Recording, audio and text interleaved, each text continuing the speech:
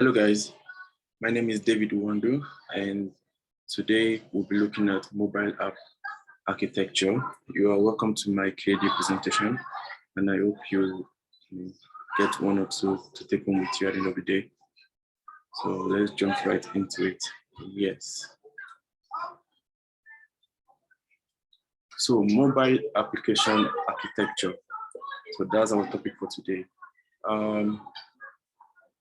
We all know what architecture is. I'm sure when you hear architecture, what comes to your mind is building plans or floor plans and all that. And that's not, not too much, not so different from what we are looking at here. Basically, we're talking about plans for building a mobile app. So you need a roadmap, you need a layout before you can commence to build your application. So let's jump right in. So at the end of the day, we'll be looking at what is a mobile app architecture, the types, the design, and also the factors to consider when choosing the right mobile app architecture for your development and for your business. So mobile app architecture, or mobile architecture, as some may say, is a body of rules, techniques, and patterns on how to develop a mobile application. Now, this acts as a roadmap that one can follow for best practices.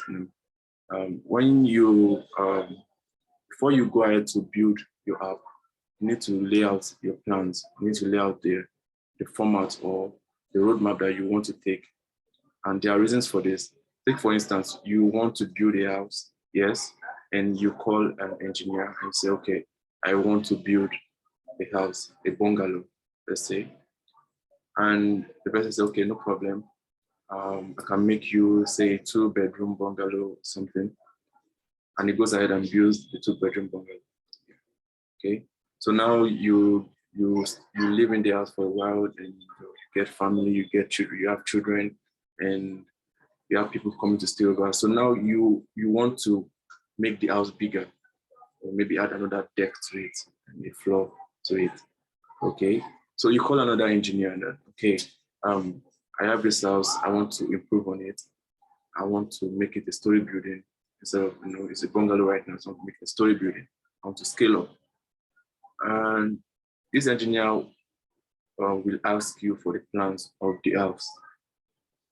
Reason being that he needs to know if he can just add to it, depending on what is done already. Because some foundations for, if you're building a bungalow, the foundation you need is not really, you don't have to go deep. But you want to have a story building, you need to have deeper foundation and all that.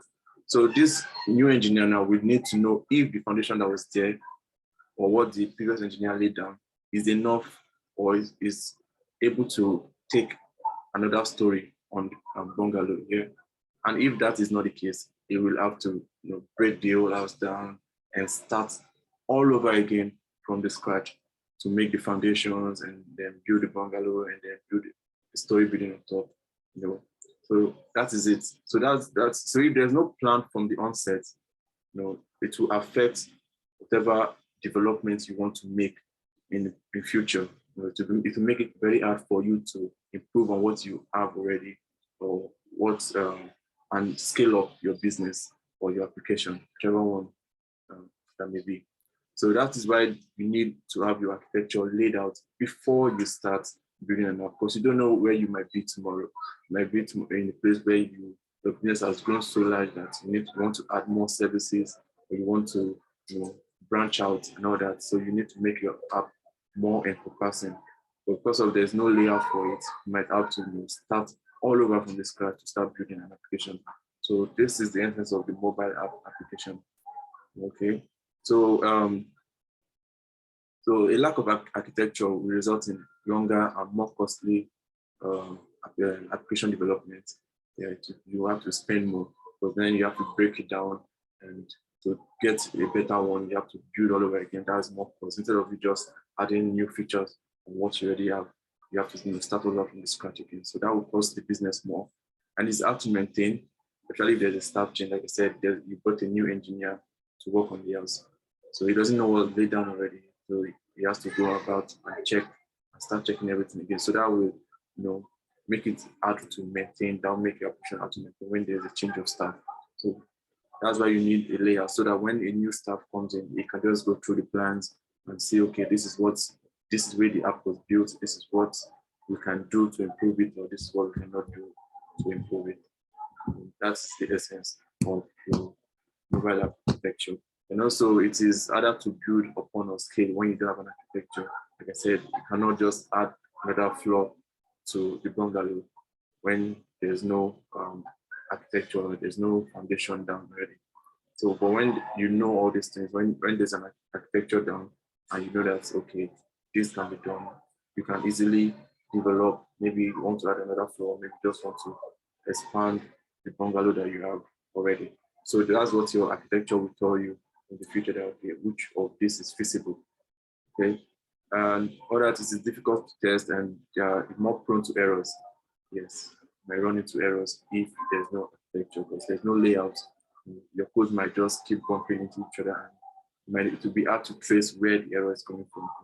There was no layout, there was no plan when you're building your mobile app.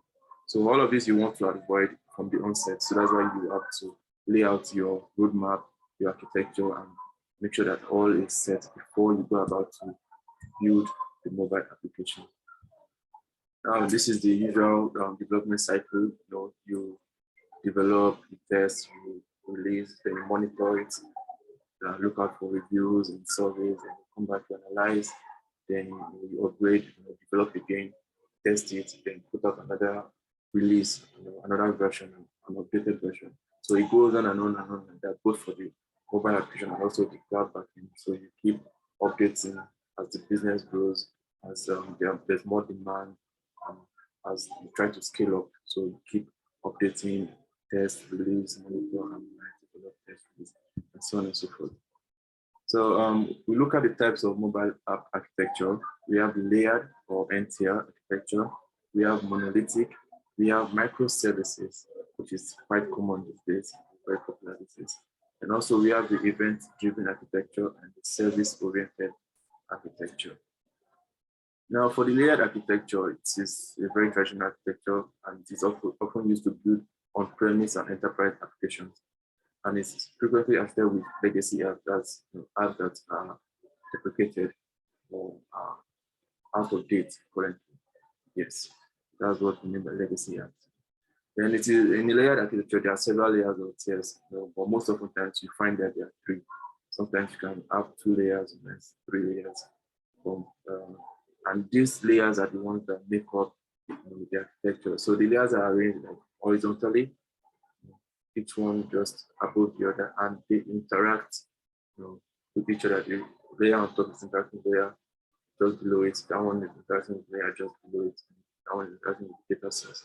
So that, as you can see in the picture, we have the presentation layer, we have the business logic layer, then we have the data access layer, then we have the data source, which is the server. Okay. The layer can either only call into the layer immediately below it, or it can call into any of the layers below it. So depending on how you want the application to run, you can have the business logic layer call directly to the data source, or the presentation layer call directly to the data access layer, and all that, or you can make it like just one step down and just one step down, one step down like that. So that is this is what we mean by layered or n-tier architecture for mobile app development. And the next one we're looking at is the monolithic architecture. Some may say it is similar to layer, but it's not. It's not.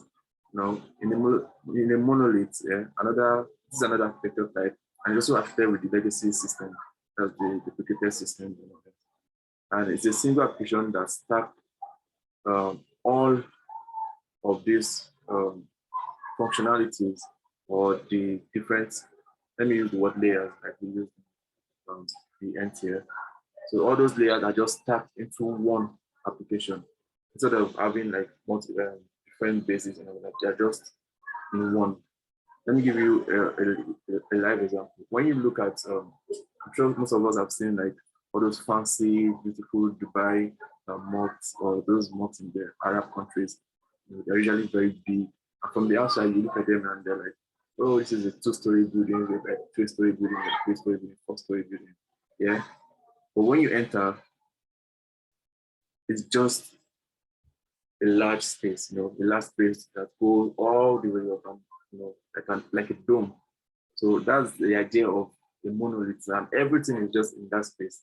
Everything just there's no floor. There's no top floor like we had in the layer that okay, there's a floor above, there's a layer above each one. But this one, everything is just in that space. So it's just one stack, one application, everything is inside. The presentation, the business, the data, everything is just in one application. So that is an example of what a monolith is. And this is tightly coupled here, both in interaction between the services and how they develop and deliver. So they are very close to each other. There's no like, okay, this one is interacting with that. They are just tightly knit together, and they work like that. It's hard to separate them.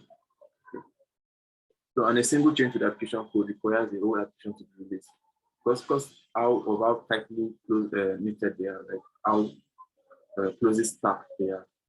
When you make changes to just one part of it, you have to release a new application entirely. So it's a new application you're putting out there. But unlike the layered or probably the microservices part where you can make changes to one part and just release like another version, just an updated version of it. So everything still the same, but that part that you updated is the only part that changes. But for this monolith, once you make a change to one part, you have to change you have to update the whole application again. A new package entirely is coming out. So that's it. That's it for that. And in contrast, more modern architectures try to break out services by functionality or business capabilities to provide more agility.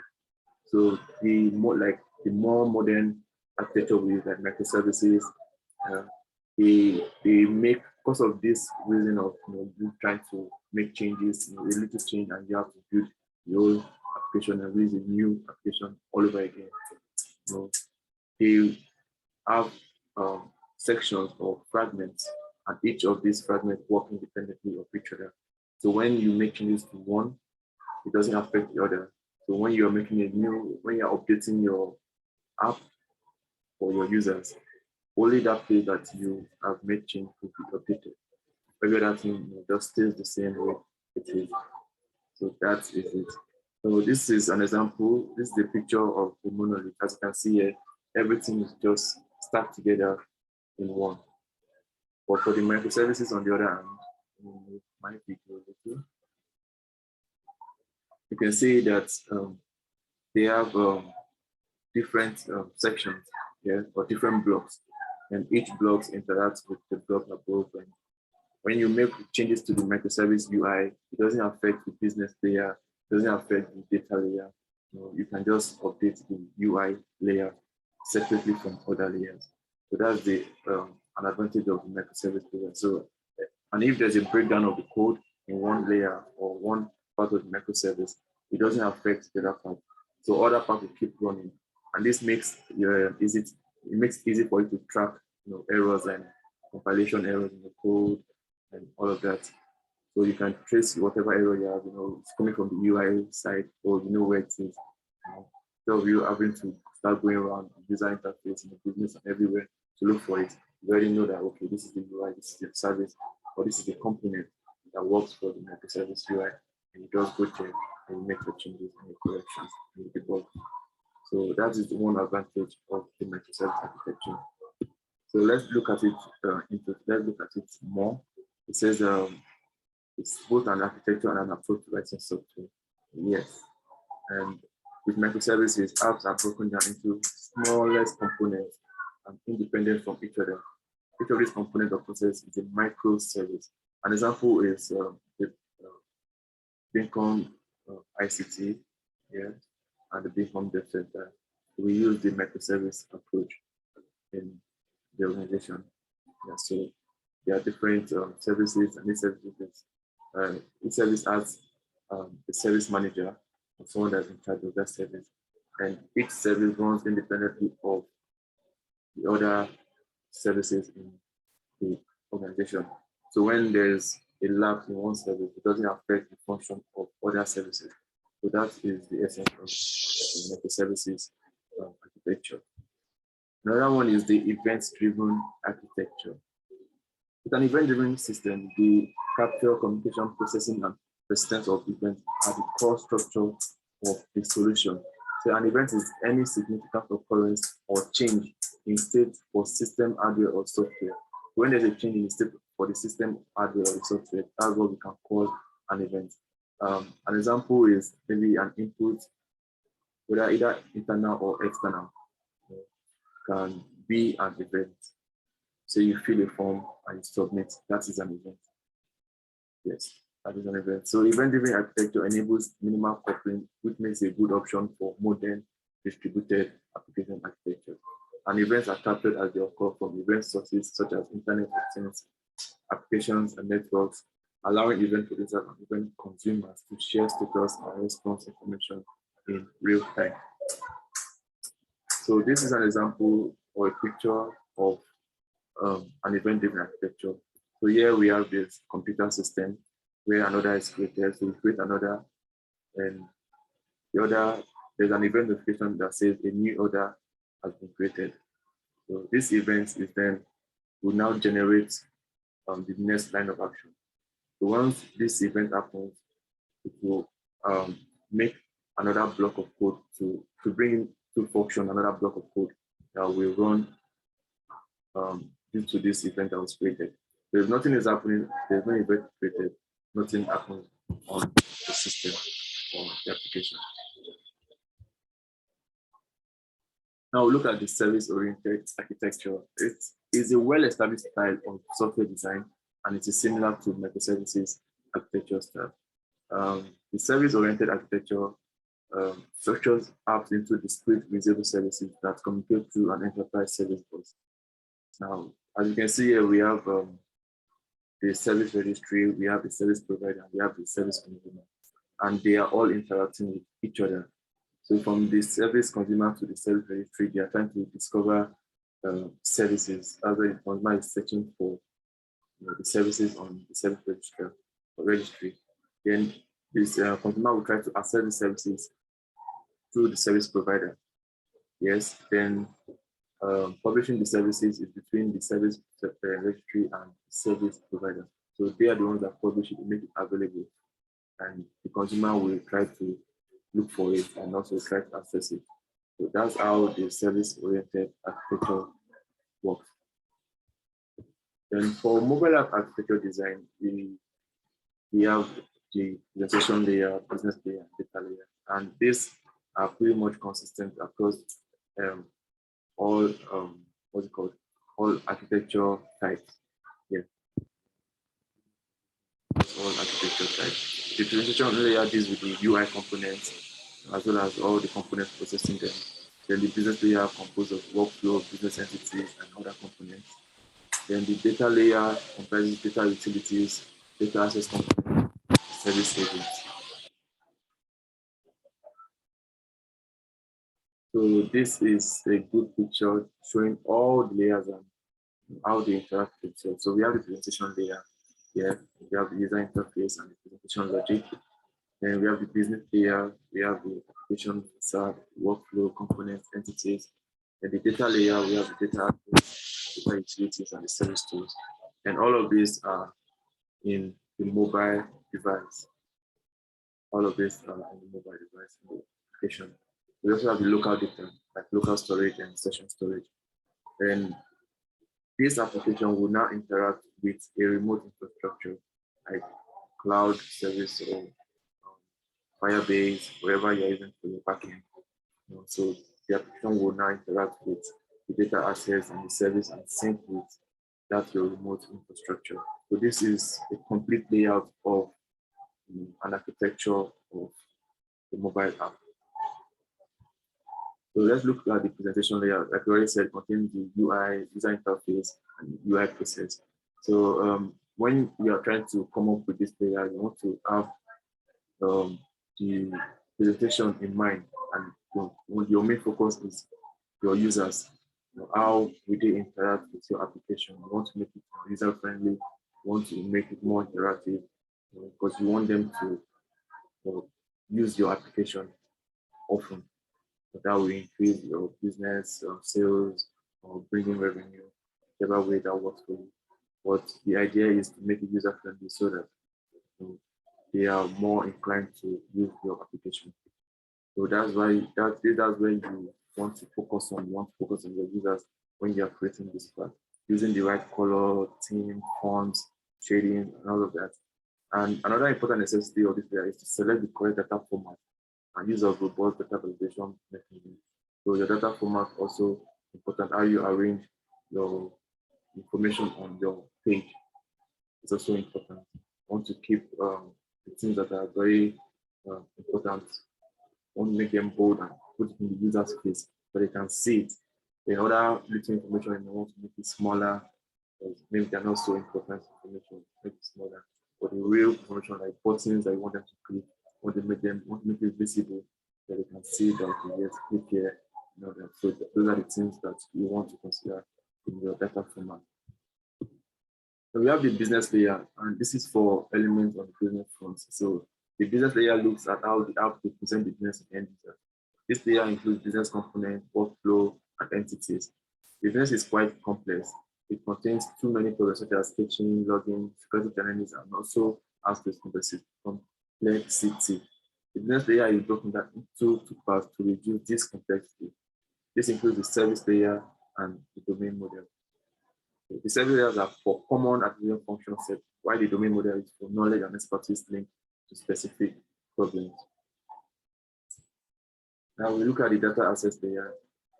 This is to meet the application needs. They offer efficient and secure data transaction, combines different parts, including data utilities, data access components, and service agents. The selection of the correct data format is also important. Having a strong validation technique is another factor that makes it important to design this layer. So you want to make sure that whatever data information you are getting from the user, make sure that it is valid. Like maybe you have a form on the application and they are putting in like their name. You want to make sure that the name comes with the form. Yeah. You want to make it like required. It has to be for each field has to be filled out depending on what you want. So all the parts that you require on that form, you want to make it important and unable for the user to skip. So they have to input that field and make sure that it's valid. If they're putting an email, you don't just type anything in the email field. You have to put an actual email in the field. So that's how you, that's what we call validation. Make sure that every information that you're getting is correct and valid. Then all data access functions are encapsulated in this layer, which manages all the required connections. In addition, it handles all data sources and code operations. That's the create, read, update, and delete. So that's mostly for the backend that you want to create a new what's called data. You want to read data, you want to update the data on the server, you want to delete data on the server.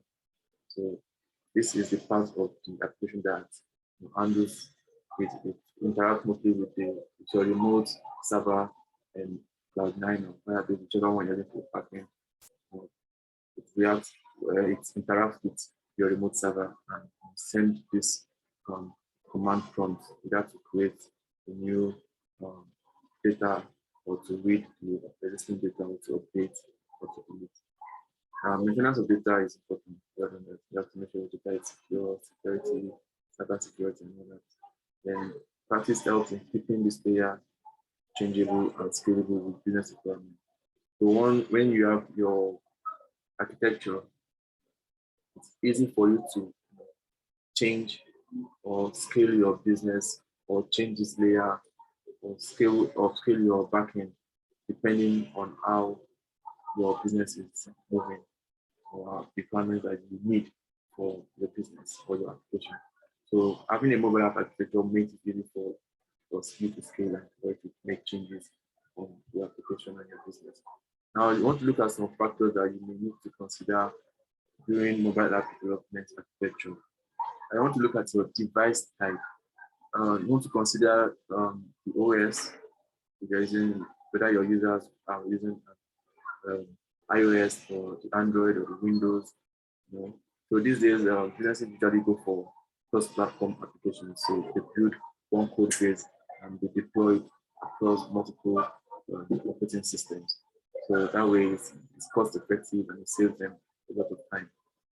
Okay, so you want to make sure that okay, whatever, depending on where your market is, you want to be able to reach as many as possible. You want to go for cross-platform so that you can get across to all operating system and reach users on all of them.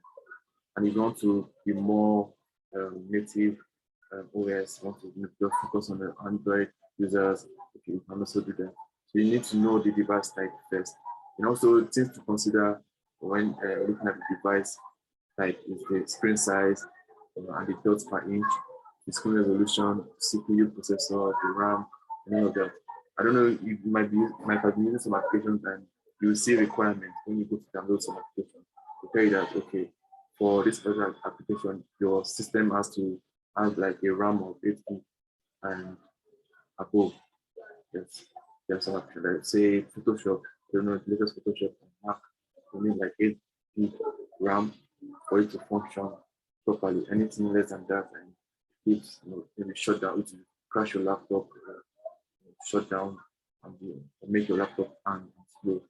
So for optimal functionality, you need to follow these requirements. So those are the things you want to consider. When you consider the RAM of your device of your users, you want to consider their CPU, you want to consider their screen resolution when building your applications, when choosing your architecture, when developing your app. So all this you need to consider before you start.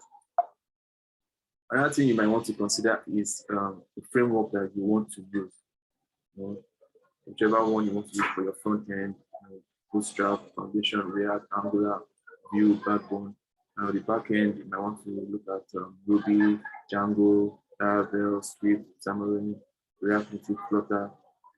So many frameworks out there. So you need to decide on which one you're going to use for your mobile application. Because subsequent upgrade and changes that will be made using the same framework. So you need to decide on what type of application you're looking and what is the best fit for it. Another thing is to consider in bandwidth scenarios.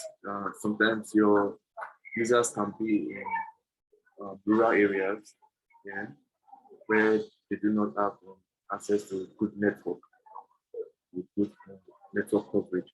So you need to consider this. So you want to make your app less data demanding.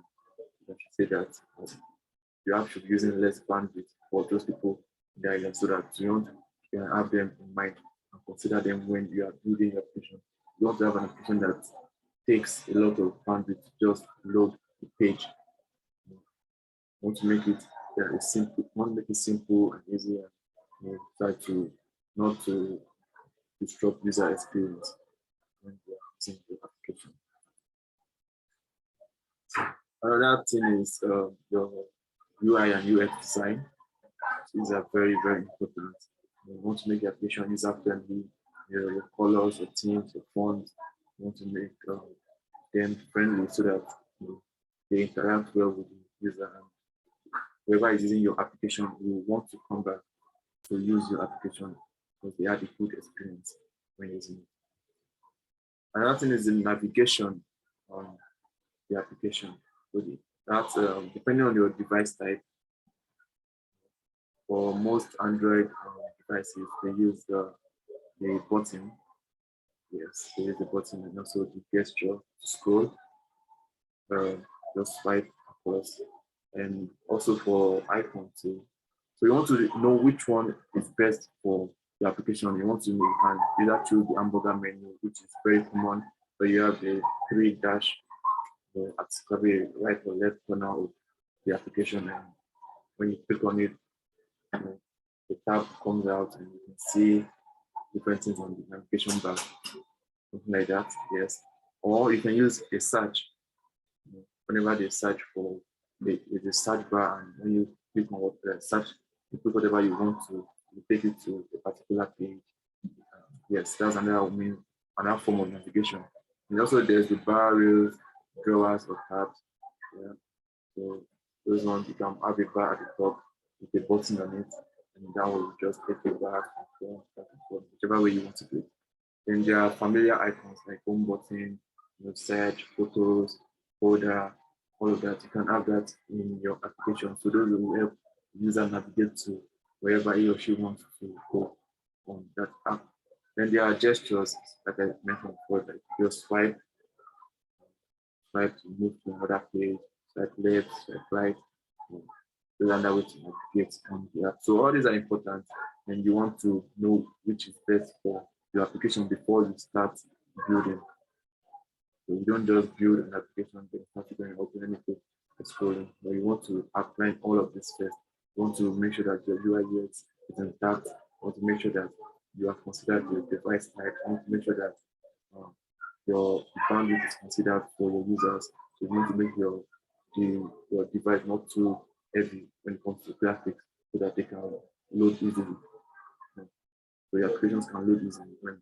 When the graphic is too much, it takes a lot of time or a lot of bandwidth to get the application running. So these are many things you want to consider before you build your application. Very important. Another thing is the push notification versus real-time updates. And push notification is very important because it serves as a means of interaction between you and your user. Okay, so when they see a notification from the app, they are more inclined to open the application.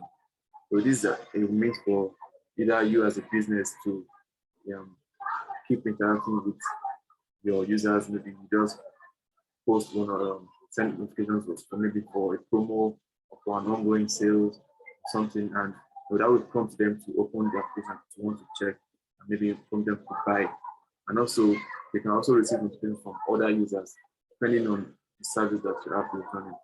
So it is very important, and you want to reduce the frequency of notification because it can impact the battery life. You want to keep getting notifications, and that's why sometimes people turn off notifications for applications or certain applications on their phone. Okay? So because it can become a nuisance at times. So you want to have all this, consider all this. Okay, what about frequency my business is sending out notifications? Will it be daily? Will it be twice a day? Will it be once or two in a week or twice in a week? So that frequency will also impact your user experience also. Yeah. And all of this are very important and very, very, very key when you are considering um, building an application. So you want to lay out all of this, your architecture. You want to choose the right type of architecture for the application you're using in your business. You want to choose the frameworks. You want to choose the what we call UI, UX. Consider your user bandwidth, the user device, and all that.